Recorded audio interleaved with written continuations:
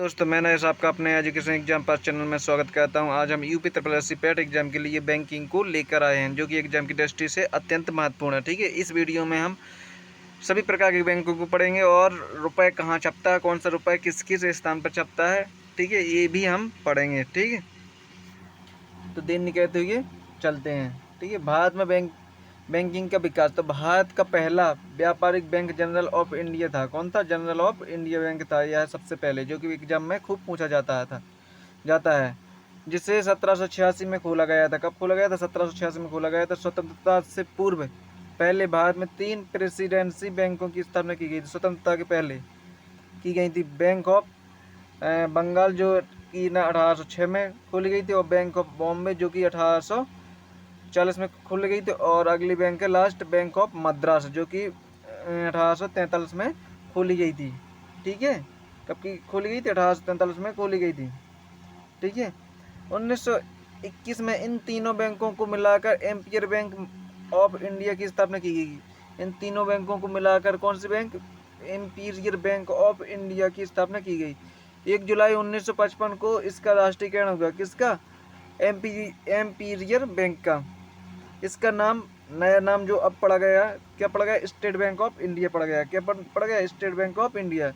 ठीक है, उन तीनों बैंकों को मिलाकर एक एम्पिरियल बैंक खोली गई थी, और एम्पिरियल बैंक का 1 जुलाई 1955 को राष्ट्रीयकरण होगा, जिस एम्पिरियल बैंक का नया नाम स्टेट बैंक ऑफ इंडिया रखा गया। ठीक है, अगला पॉइंट है भारतीयों द्वारा प्रबंधित पहला भारतीय बैंक अवध।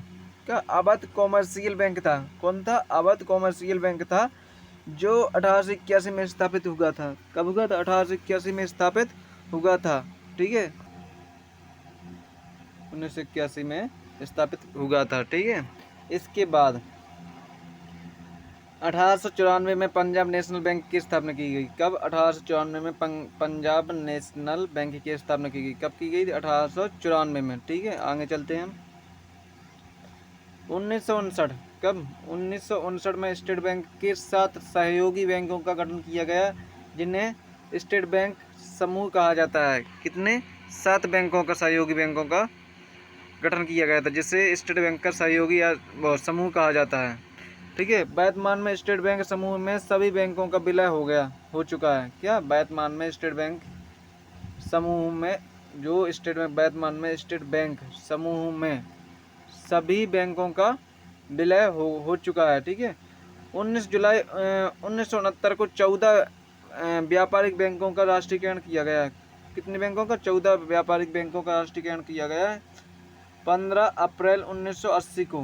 क्या? 15 अप्रैल 1980 को पुनः 6 बैंकों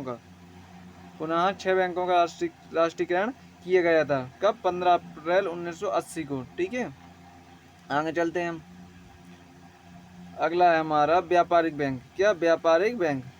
सार्वजनिक बैंक ये वे बैंक होते हैं जिनमें सरकार की धारिता यानी 51% से अधिक होती है। कितनी होती है? 51% से अधिक होती है, तो सरकारी बैंक कहलाते हैं या व्यापारिक बैंक कहलाते हैं। क्या? व्यापारिक बैंक कहलाते हैं। सार्वजनिक क्षेत्र का सबसे बड़ा bank state bank of India है, तथा उसके बाद पंजाब नेशनल बैंक का नंबर आता है।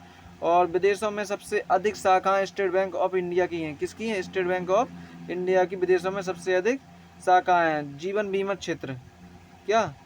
जीवन बीमा क्षेत्र में प्रवेश करने वाला पहला bank state bank of India है। क्या? जीवन बीमा क्षेत्र में प्रवेश करने वाला पहला बैंक का पहला bank state bank of India है।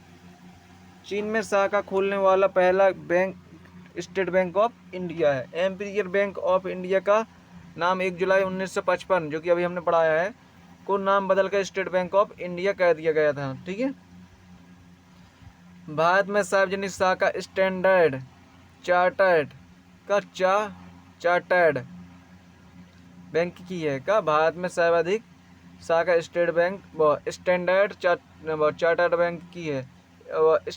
स्टैंडर्ड चार्टर्ड बैंक ब्रिटेन का बैंक है। कहाँ का बैंक है? ब्रिटेन का बैंक है जी। स्टैंडर्ड चार्टर्ड बैंक कहाँ का बैंक है? ब्रिटेन का बैंक है। ठीक है, अगला पॉइंट है प्रथम बैंक क्रेडिट कार्ड। 1959 में बैंक ऑफ अमेरिका द्वारा जारी किया गया था। किसके द्वारा? बैंक ऑफ अमेरिका द्वारा जारी किया गया था 1959 में। ठीक है। देश में पहला मोबाइल बैंक मध्य प्रदेश राज्य में है। क्या? देश में पहला मोबाइल बैंक मध्य प्रदेश राज्य में है। ठीक है। लक्ष्मी वाहिनी बैंक लाभ के चलते फिरते बैंक की स्थापना 1 करोड़ रुपए की लागत से एक मोबाइल बैंक में की गई थी। क्या? एक मोबाइल वैन में की गई है। ठीक है। किसकी? कितनी? 1 करोड़ रुपए की लागत। भारत में पहला तैरता हुआ एटीएम। क्या? तैरता हुआ एटीएम। जी, तैरता हुआ एटीएम कहाँ पर है? तो केरल के कोच्चि में स्थापित किया गया है। कहाँ पर? केरल के कोच्चि में स्थापित किया गया है।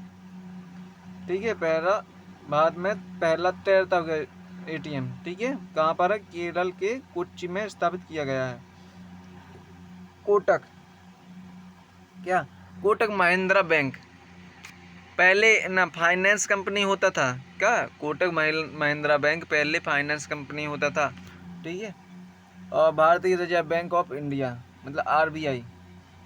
तो रिजर्व बैंक की स्थापना 1 अप्रैल 1935 को आरबीआई एक्ट 1934 के तहत 5 करोड़ की अधिकृत पूंजी से हुई थी। कितनी? 5 करोड़ अधिकृत पूंजी से हुई थी।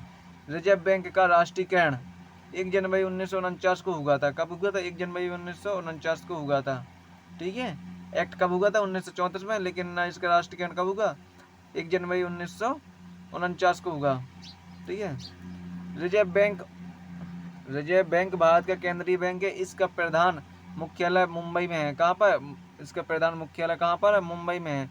तथा स्थानीय प्रधान कार्यालय नई दिल्ली में है। ठीक। कोलकाता, मुंबई तथा चेन्नई में है। का? स्थानीय प्रधान कार्यालय नई दिल्ली, कोलकाता और मुंबई तथा चेन्नई में है। भारत में मौद्रिक एवं साख नीति रिजर्व बैंक द्वारा ही बनाई जाती है। का? भारत में मौद्रिक एवं साख नीति रिजर्व बैंक द्वारा ही बनाई जाती है। Sir Osborne. का? सर ऑसबॉर्न स्मिथ आरबीआई के प्रथम गवर्नर थे। कौन से? सर ऑसबॉर्न स्मिथ आरबीआई के प्रथम गवर्नर थे। ठीक है। Osborne Smith. ठीक है। प्रथम भारतीय एवं स्वतंत्र भारत के गवर्नर सीडी देशमुख थे। क्या? प्रथम भारतीय स्वतंत्र भारत के गवर्नर डीसी देशमुख थे। इसी समय में आरबीआई का राष्ट्रीयकरण हुआ था। किसके समय में? सीडी देशमुख के समय में। ठीक है। आरबीआई क्या हुआ? राष्ट्रीयकरण हुआ था। हिल्टन यंग आयोग। का? हिल्टन यंग आयोग पहला आयोग था जिसने केंद्रीय बैंक के रूप में आरबीआई के नाम की सिफारिश की थी। किसने? हिल्टन यंग आयोग ने। ठीक है। यह पहला आयोग था जिसने केंद्रीय बैंक के रूप में आरबीआई के नाम की सिफारिश की थी। आरबीआई का लेखा वर्ष 1 जुलाई से 30 जून तक होता है। कितना? 1 जुलाई से 30 जून तक होता है। भारतीय रिजर्व बैंक के पास हर समय 85 करोड़ रुपए की विदेशी मुद्रा होनी चाहिए तथा 115 करोड़ का सोना होना चाहिए। ध्यान करना, रिजर्व बैंक में इतना तो कन्फर्म ही है, मतलब इतना तो होना ही होना चाहिए। 85 करोड़ की विदेशी मुद्रा होनी चाहिए। ठीक है। तथा 115 करोड़ का सोना होना चाहिए। और आरबीआई रेपो रेट दर तथा रिवर्स रेपो रेट दर में कमी तथा वृद्धि कर सकता है। कौन? आरबीआई। कोई भी बैंक आरबीआई की अनुमति के बगैर शाखा नहीं खोल सकता। क्या? कोई भी बैंक आरबीआई की अनुमति के बगैर शाखा नहीं खोल सकता है। ठीक है। बैंकों का बैंक भी कहा जाता है आरबीआई को। क्या? बैंकों का बैंक भी कहा जाता है। भारत के विदेशी व्यापार संबंधी आंकड़े आरबीआई ही जारी करता है। कौन जारी करता है? आरबीआई ही जारी करता है। कौन से? विदेशी व्यापार संबंधी आंकड़े। ठीक है। अगला है हमारा मुद्रा की दशमलव प्रणाली 1 अप्रैल 1957 से प्रारंभ हुई थी। कब हुई थी? 1 अप्रैल 1957 से प्रारंभ हुई थी। किस चीज की? दशमलव प्रणाली को। मुद्रा की दशमलव प्रणाली 1 जुलाई 2011 से 25 पैसे का 1 जुलाई 2011 से 25 पैसे तथा उससे कम मूल्य के सिक्के बंद कर दिए। कब? 1 जुलाई 2011 से 25 पैसे तथा उससे कम मूल्य के सिक्के बंद कर दिए। ₹1 के नोट व सिक्कों को वित्त मंत्रालय जारी कहता है। तो ध्यान करना, ₹1 के नोट तथा सिक्कों को वित्त मंत्रालय जारी कहता है तथा वित्त सचिव उस पर हस्ताक्षर करता है। कौन कहता है? वित्त सचिव उस पर हस्ताक्षर कहता है। और ₹1 से अधिक नोटों को भारतीय रिजर्व बैंक जारी कहता है। कौन कहता है? भारतीय रिजर्व बैंक जारी कहता है 1 से अधिक रुपए के नोटों को। तथा आरबीआई की गवर्नर के हस्ताक्षर भी होते हैं। किस पर? 1 से अधिक रुपए के नोटों पर। ठीक है, ₹1 का सिक्का कौन जारी कहता है? तो वित्त मंत्रालय। और हस्ताक्षर किसके होते हैं? वित्त सचिव के होते हैं। जबकि ₹1 से अधिक रिजर्व बैंक जारी करता है और हस्ताक्षर किसके होते हैं? गवर्नर के। किसके होते हैं? गवर्नर के हस्ताक्षर होते हैं। ठीक है, कोई आम व्यक्ति भारतीय रिजर्व बैंक में अपना खाता नहीं खोल सकता। क्या? कोई भी आम व्यक्ति भारतीय रिजर्व बैंक में अपना खाता नहीं खोल सकता। बैंक दर, क्या ये यहाँ से भी क्वेश्चन आता है। बैंक दर वह दर है जिस पर रिजर्व बैंक अन्य बैंकों को ऋण देता है। क्या? अन्य बैंकों को ऋण देता है। रेपो दर का रेपो दर या रेपो रेट दर भी बोलते हैं इसे। तो इस दर पर रिजर्व बैंक बैंकों को अल्पकालिक ऋण देकर अर्थव्यवस्था में तरलता की अतिरिक्त मात्रा जारी कहता है। क्या कहता है? तरलता की अतिरिक्त मात्रा जारी कहता है। ठीक है, अगला पॉइंट है रिवर्स रेपो रेट दर। क्या? रिवर्स रेपो रेट दर। एक सेकंड। इस दर पर रिवर्स बैंकों से अल्पकालीन ऋण लेकर अर्थव्यवस्था से तरलता वापस। क्या? अर्थव्यवस्था से तरलता वापस, ठीक है, लेता है। किससे? अर्थ बैंकों। एक सेकंड, किससे वापस लेता है? बैंकों से। क्या? रिवर्स रेपो रेट दर में इस दर पर रिजर्व बैंक बैंकों से अल्पकालीन या अल्पकालिक ऋण लेकर अर्थव्यवस्था से तरलता वापस लेता है। क्या लेता है? तरलता वापस लेता है। ठीक है, अगला पॉइंट है हमारा नगद आरक्षित अनुपात। का? नगद आरक्षित अनुपात। तो सभी व्यापारिक बैंकों को जमा राशि का एक निश्चित प्रतिशत रिजर्व बैंक के पास कोष के रूप में रखना पड़ता है। इस अनुपात के नगद आरक्षित अनुपात कहलाते हैं। क्या? नगद आरक्षित अनुपात कहलाते हैं। वैधानिक। क्या? वैधानिक तरलता या अनुपात। वैधानिक तरलता अनुपात। व्यापारिक बैंकों को अपनी कुल संपत्ति का एक निश्चित प्रतिशत। क्या? एक निश्चित प्रतिशत तरल रूप में अपने पास रखना पड़ता है। क्या? तरल रूप में अपने पास रखना पड़ता है। इसे वैधानिक तरलता अनुपात कहा जाता है। क्या कहा जाता है? वैधानिक तरलता अनुपात कहा जाता है। ठीक है, अगला आ गया हमारा क्षेत्रीय बैंक। क्या? क्षेत्रीय बैंक। अब क्षेत्रीय बैंक क्या, इसकी स्थापना कब हुई थी? तो क्षेत्रीय ग्रामीण बैंकों की स्थापना 2 अक्टूबर। कब? 2 अक्टूबर 1975 को हुई थी। क्षेत्रीय ग्रामीण बैंकों में केंद्र सरकार, राज्य सरकार तथा प्रवर्तक बैंक की पूंजी, ठीक है, 50:15:35 के अनुपात में होती है। का? 50:15:35 के अनुपात में होती है, लगी होती है। ठीक है, स्वाभिमान योजना का संबंध ग्रामीण बैंकों से है। क्या? स्वाभिमान योजना का संबंध ग्रामीण बैंकों से है। केंद्र सरकार ने केलकर समिति। क्या? केलकर समिति की सिफारिश को मानते हुए, किसने? केंद्र सरकार ने केलकर समिति की सिफारिश को मानते हुए 1987 के बाद से क्षेत्रीय ग्रामीण बैंकों की स्थापना बंद कर दी। कब कह दी? 1987 का 1987 के बाद से क्षेत्रीय ग्रामीण बैंकों की स्थापना बंद कर दी। किस समिति के अनुसार? तो केलकर समिति की सिफारिश को मानते हुए केंद्र सरकार ने 1987 के बाद से क्षेत्रीय ग्रामीण बैंकों की स्थापना बंद कर दी। ठीक है, अगला है हमारा नाबार्ड। क्या? नाबार्ड। ठीक है, जिसका विस्तृत रूप है राष्ट्रीय कृषि एवं ग्रामीण बैंक। क्या? राष्ट्रीय कृषि एवं ग्रामीण बैंक। इसकी स्थापना 12 जुलाई 1982 को छठी पंचवर्षीय योजना के दौरान की गई थी। किसकी? नाबार्ड की स्थापना 12 जुलाई 1982 को छठी पंचवर्षीय योजना के दौरान की गई थी। यह देश में कृषि एवं ग्रामीण विकास हेतु वित्त उपलब्ध करने वाली शीर्ष संस्था है। क्या उपलब्ध करने वाली? वित्त उपलब्ध करने वाली शीर्ष संस्था है। नाबार्ड की चुकता पूंजी 2000 करोड़ रुपए है। कितनी? 2000 करोड़ रुपए है। ठीक है, जिसमें 72.5% हिस्सा भारतीय रिजर्व बैंक का है। कितना? 72.5% हिस्सा भारतीय रिजर्व बैंक का है। ठीक है, आगे चलते हैं। इसका मुख्यालय मुंबई में है। नाबार्ड का मुख्यालय कहाँ पर है? तो मुंबई में है। ठीक है, नाबार्ड की एक सेकंड। नाबार्ड की स्थापना, क्या नाबार्ड की स्थापना शिवरमन कमेटी की सिफारिश पर की हुई थी। क्या नाबार्ड की स्थापना शिवरमन कमेटी की सिफारिश पर हुई थी। नोट, किसान क्रेडिट कार्ड KCC योजना की शुरुआत अगस्त 1998 में अगस्त 1998 में तत्कालीन वित्त मंत्री, क्या वित्त मंत्री यशवंत सिन्हा द्वारा की गई थी। कब की गई थी? वित्त मंत्री Yashwant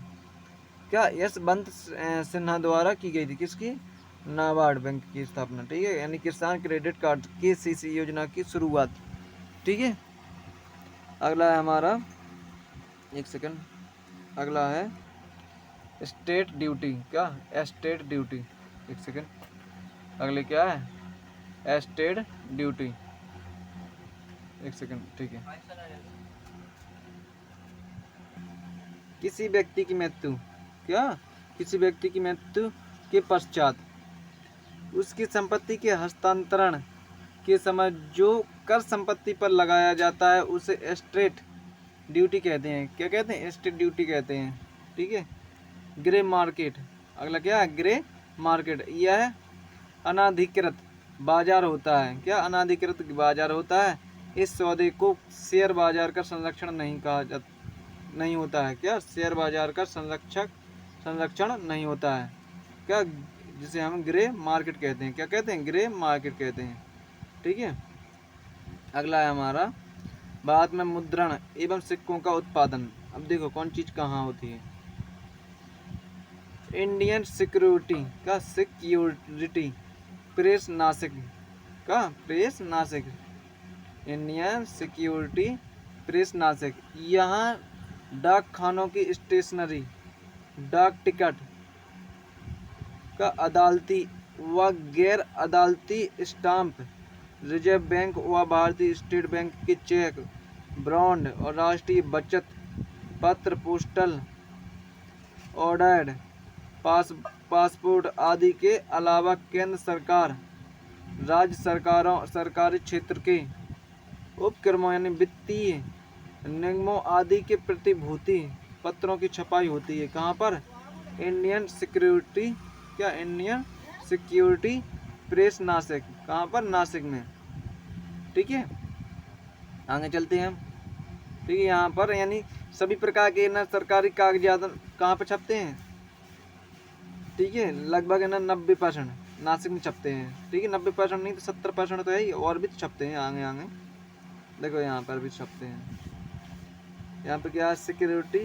security printing press Hyderabad. कहाँ पर? हैदराबाद में।